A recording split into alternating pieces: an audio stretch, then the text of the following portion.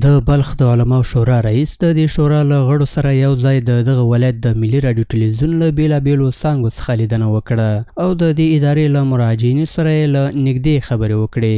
د بلخ د ملي راډیو ټلویزیون امیر د دغې رسنۍ په مرکز کې د بلخ د علماو شورا د رئیس د شتون ستاینه وکړه او زیاته یې کړه چې د علماو لخوا د ملي راډیو ټلویزیون د بېلابېلو څانګو کتنه او څارنه د دې ادارې د شته ننګونو د حل او د کیفیت په ښه کېدو کې ډېر مهم رول لري.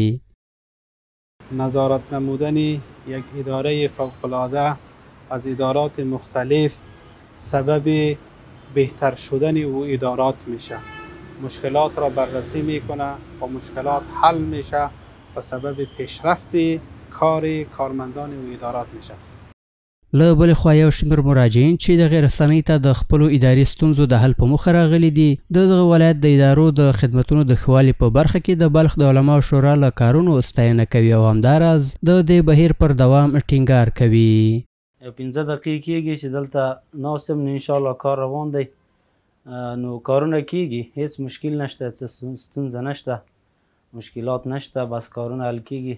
بس رادیو تلویزیون با حساب کار چیزشان خوش است، ما کارمو زودتر پیش میرن.